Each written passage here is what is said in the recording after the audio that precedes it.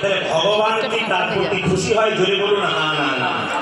একটা কথা বলে কি, আমাদেরকে মারা গেলে 13 দিনে 10 দিনে কিংবা 11 দিনে কি হয়? জোরে বলুন, শ্রাদ্ধ হয়।